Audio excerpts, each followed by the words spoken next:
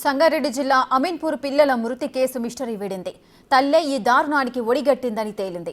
వివాహేతర సంబంధంతోనే హత్యకు పాల్పడినట్లు తేల్చారు పోలీసులు. రజిత ఇంతగా దిగజారుతుందని తాము ఊహించలేమని చెబుతోంది ఆమె సోదరి.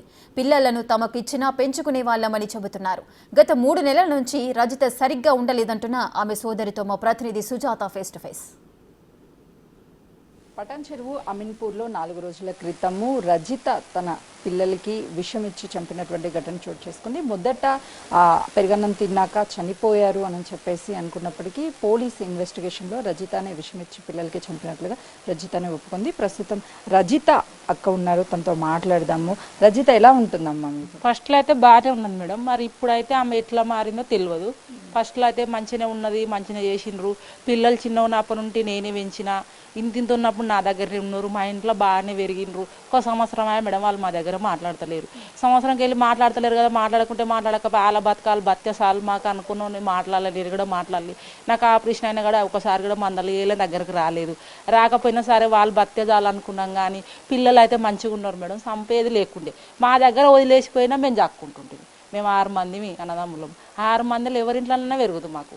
ఆమెకి ఏందన్నా అంత ఇష్టం లేకపోతే సంసారం మీద ఇసుకొచ్చింది అన్నది. నిన్న ఇసుకొచ్చినప్పుడు వెళ్ళిపోయేది ఉండే, ఇసుకొచ్చే వరకు కూడా సంసారం చేయదు కదా మనం. ఇసుకొచ్చినప్పుడు వాళ్ళకి చెప్పి నాకు వద్దు ఈ కుటుంబం, నేను వెళ్ళిపోతుండా, నీ పిల్లలు నీకు పట్టు అని నేను దగ్గరనే ఉంటా. నా దగ్గరకు వచ్చి దొబ్బేసిపోయినా నేను చూసుకుందాను వాళ్ళను, కానీ అట్లా చేసేది లేకుండా ఆమె. నిన్న అదే నేనే పెట్టినాను ఒప్పుకుంది, కానీ మళ్ళీ ఎందుకు పెట్టింది అని కారణం అడిగితే నేను పెట్టిన కదా అని చెప్తుంది అంతే.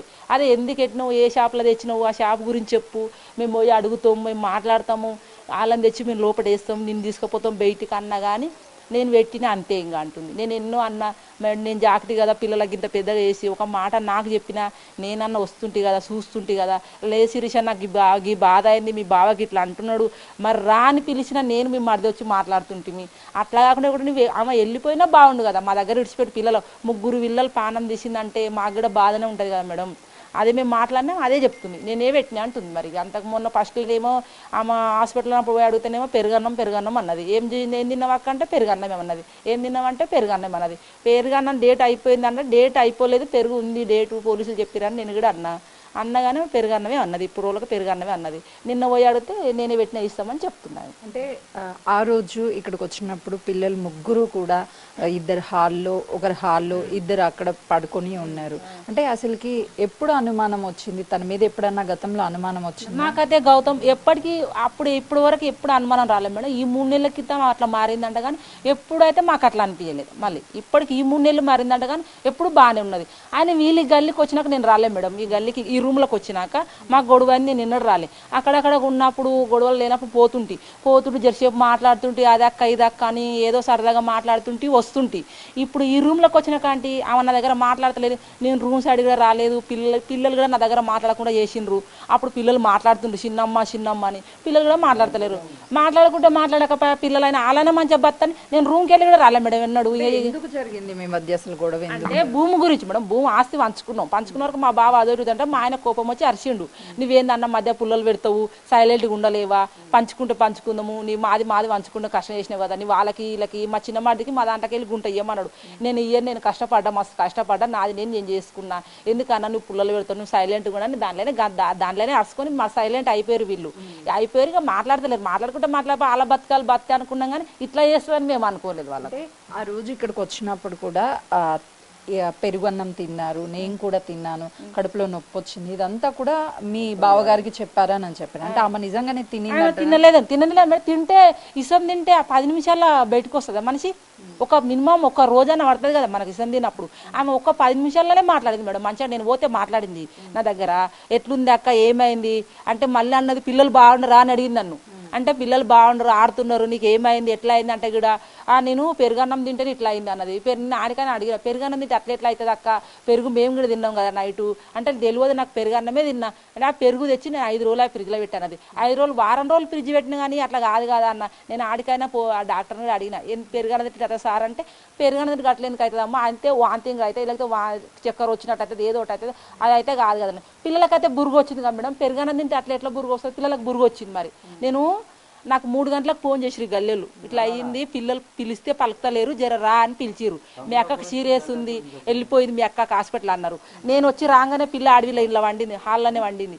రాంగా అడవిలోనే నేనే లేపిన.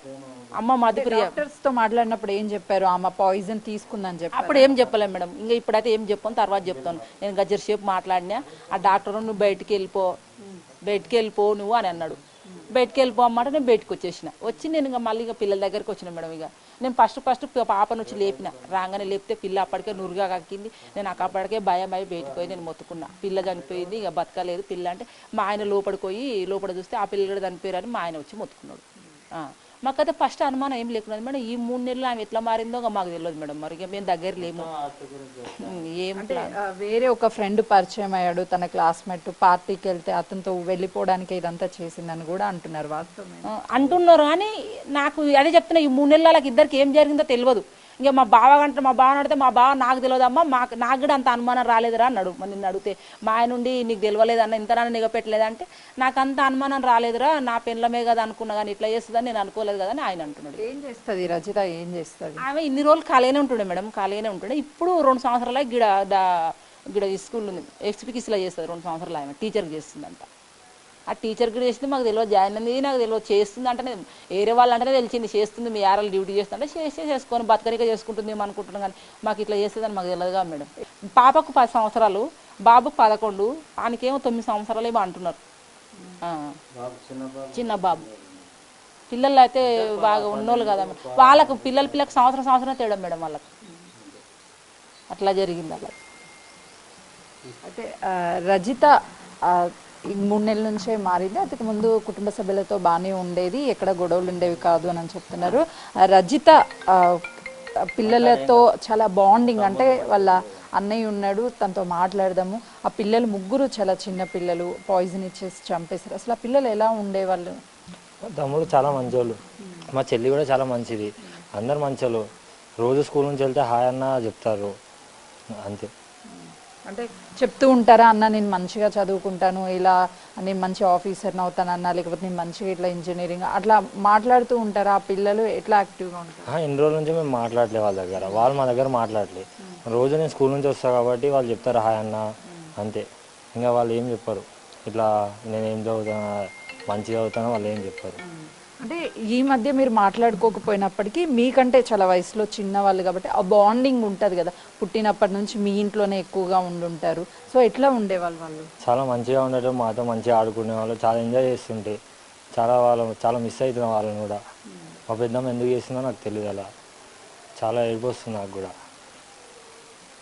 అయితే రజిత ఆ పిల్లల్ని 3 కూడా పాయిజన్ ఇచ్చి చంపేసింది. కానీ ఎంత యాక్టివ్గా పిల్లలు ఉండేవాళ్ళు. స్కూల్కి వెళ్ళేటప్పుడు అంటే వీళ్ళ అన్నదమ్ముల మధ్య చిన్న గొడవైనప్పటి నుంచి ఒక 1 ఇయర్ నుంచి మాటలు లేనప్పటికీ కూడా వాళ్ళ కజిన్ అన్నయ్య ఎవరైతే ఉంటారో ఆ అన్నయ్యకి ఆ పిల్లలు హాయ్ చెప్తూ స్కూల్కి వెళ్ళేటప్పుడు వచ్చేటప్పుడు మాట్లాడుతుండేవాళ్ళు. కానీ ఎందుకు చేసింది అన్న రీజన్ ఇప్పటికీ తెలియదు. కానీ బయట మాత్రం తను వేరే వ్యక్తితో పరిచయం ఏర్పడి తనతో ఉండాలి అని నిర్ణయించుకొని పిల్లల అడ్డుని తమ అన్న అడ్డుని భర్త అడ్డుని తొలగించడానికి ఇదంతా చేసింది అని చెప్పేసి వాళ్ళ కుటుంబ సభ్యులు చెప్తున్నారు. కెమెరామెన్ సురేష్తో సుజాత, అమీన్పూర్.